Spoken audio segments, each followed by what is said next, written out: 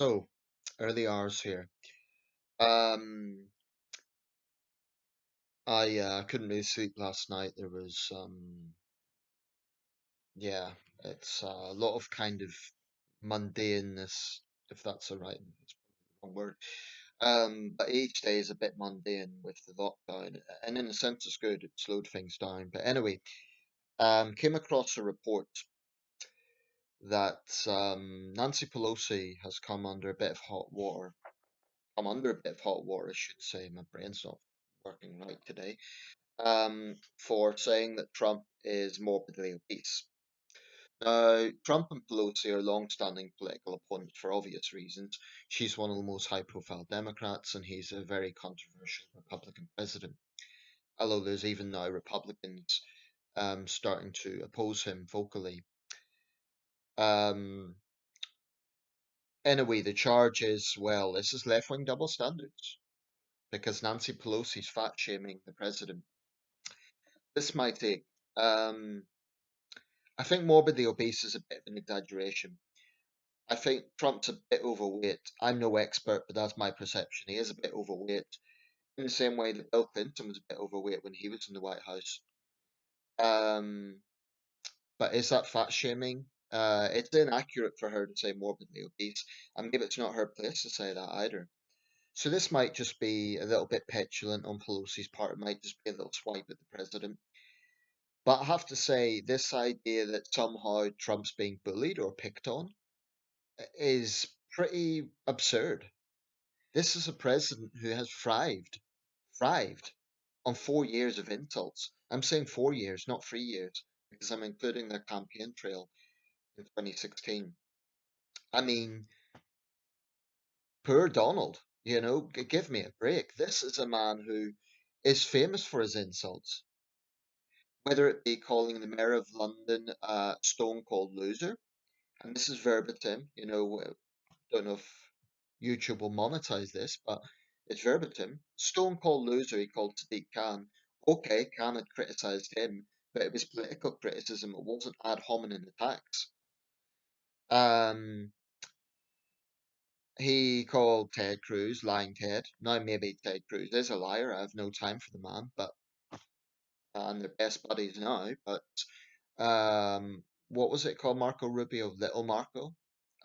He called Jeb Bush all sorts of names. Um, I mean, this goes on. That's just Republicans.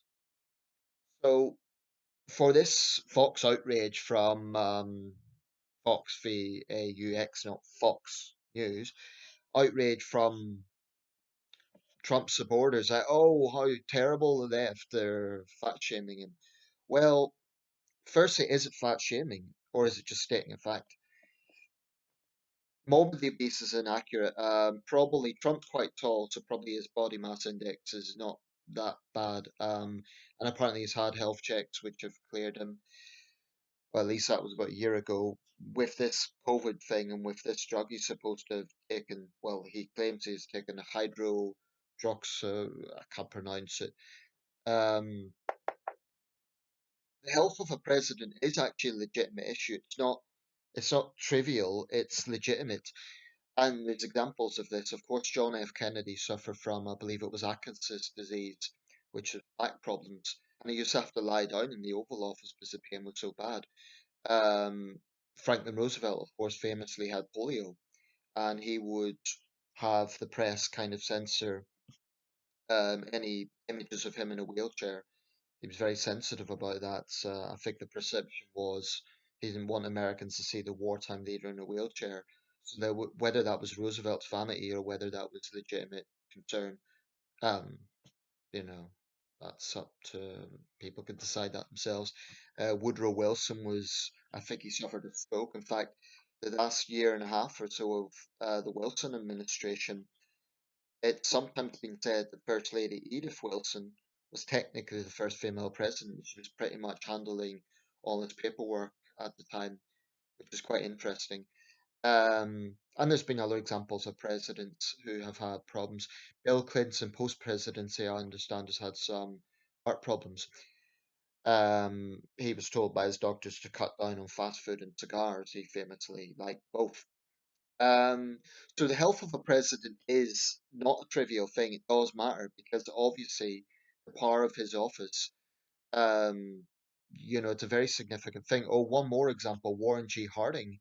Um, there is a theory that his doctors may have actually euthanized him.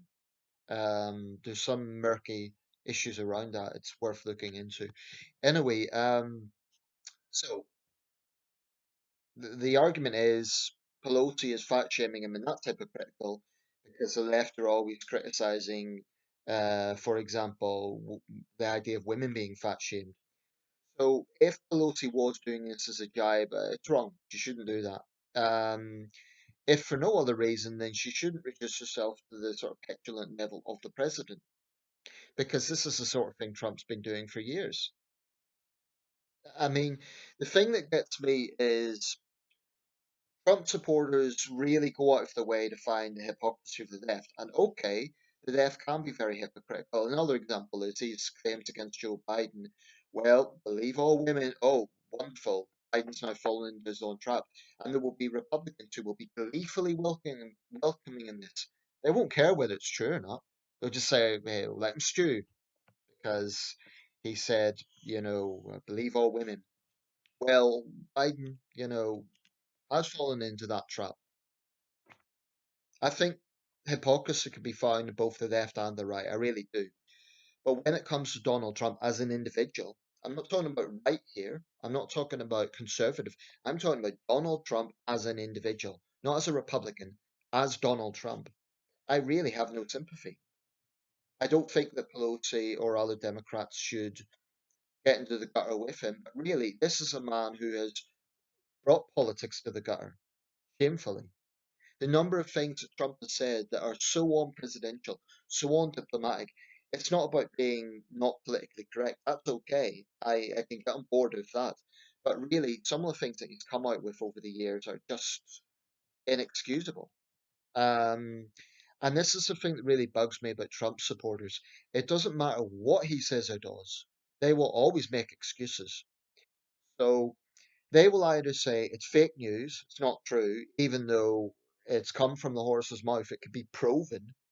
It's literally Trump himself has said it, and you can see the video showing him saying it, various things that he said. Um, they just won't accept the evidence as it's presented. You could literally show a Trump supporter Donald Trump saying something, they'll say, "No, you've made it up. That's an actor. It's not really Donald Trump." Or he's been taken out of context, even if you're literally showing them the footage. So I really find it hard to respect this dogmatic attitude that Trump supporters have of defending him no matter what he says or does. So yeah, they'll either say it's fake news, or they'll say, "Oh well, he's a little bit outlandish, he's a little bit colourful," or they might even say the more moderate ones might say, "Oh well, he could be a bit outspoken at times." But yeah, it's just Donald Trump. They'll trivialize it. They'll dismiss it. And yet they wouldn't hold those standards to anyone else. Trump gets a free pass because he's supposedly clearing the swamp. What's he actually done to clear the swamp? I can't think of much. I mean, what's his administration done, for example, on this idea of cleaning up the swamp? It's a jargon. It's a soundbite. Has his administration launched any anti-corruption probes, for example? Because that's what cleaning the swamp would imply. Um, I just think it's a loose jargon. It's meaningless. Like "Make America Great Again." Again, meaningless jargon. Um, but Trump supporters are so deeply entrenched in their bias. I would say it's a borderline personality cult. They just cannot bring themselves to ever criticize him, no matter what. I'm not saying it, I wouldn't at all expect them to have the same sort of criticism as the Democrats come out with. And very occasion, I've even agreed that the criticism has been unfair. I do think, for example, there's been times CNN has distorted things the president has said. But with this president, there is so much, you don't even need to make up stuff for Trump because there is so much that damns him as it is. So it's not even necessary to exaggerate or make things up. So when people on the left do that, it's foolish because it's not necessary. Trump's his own worst enemy. My gut feeling is he might lose this election, but I want to be very cautious about that because pollsters have been wrong. And we live in strange times. Trump could win the election, and I think that would be terrible because I honestly believe this is a matter of conviction. I believe he's the worst president of my lifetime, at least. And there have been six presidents in my lifetime: Reagan, Bush Senior, Clinton, Bush Junior, Obama, and Trump. I think he's by far the worst. Um, and that's being generous. That's just my lifetime. I think there's a good claim to make that Donald Trump's one of the worst presidents ever, if not the very worst. He's got some competition. Andrew Johnson, who famously retracted freedmen's rights, would have to be pretty up there. Some of the antebellum presidents really weren't great. You know, someone like James Buchanan, Millard Fillmore. But Trump definitely is in the conversation as among the worst presidents. I think he has routinely disgraced his office. I think the fact that earlier this year he called for domestic insurrection is absolutely appalling. And I just can't understand the mentality of those who, well, I can guess as to it, but I can't respect it. Because it's now what Trump has managed to do is convince people that all criticism of him is fake. He's a demagogue. This is what demagogues do. Um, so Trump supporters, they have this knee-jerk reaction every time they hear criticism. It's all left-wing fake news. Even even Fox News has started to criticize Trump. It's muted. It's not, comparable to CNN. But even when Fox News or right-wing sources have criticized Trump, they'll sing the same tune. It's all biased fake media. I mean, what do Trump supporters want? They don't want fairness. That's what they claim. They say, "Oh, we just want the president to be treated fairly." No, you want this mindless propaganda in favor of the president. You would be happy with a China-style situation where journalists just do as they're told, or they just unquestionably flatter the president. And there's a controversial new network called, I believe it's One News America. Let's not give them more credit than they deserve. They're still relatively small, but they're growing. And if you look at their so-called unbiased reporting, what it really is just groveling to the president, just pandering to him, just having questions that are designed so flattering and so complimentary that they can hardly be called, you know, um, balanced in any way. It's not balance, that's bias. If some put it this way, if the accusation is that CNN is against the president just for the sake of it, One News America is for the president just for the sake of it. So they cannot claim to be a neutral source. Um, I happen to believe that while CNN has shown bias, they've also asked some very valid questions.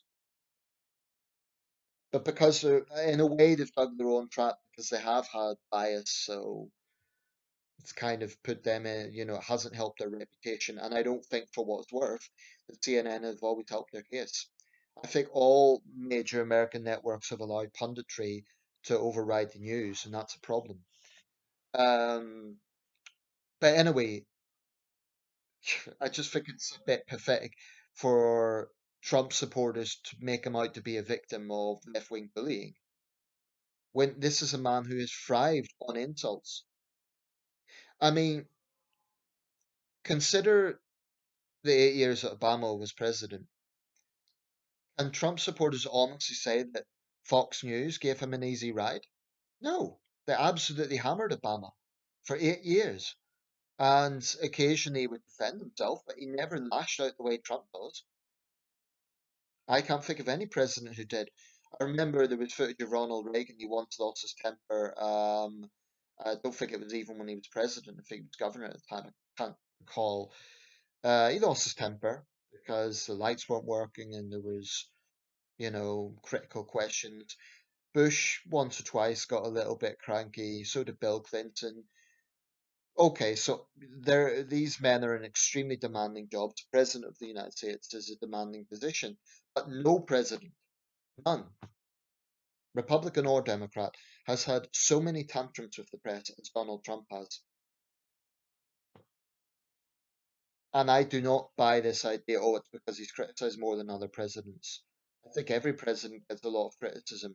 The reason Trump gets criticized or scrutinized so much is because he gave so much fodder for it.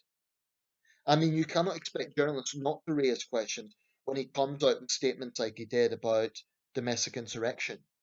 You can't expect journalists to just not do their job and not ask questions of that. So really, the excuses that's made for Donald Trump, I think, is absolutely ridiculous.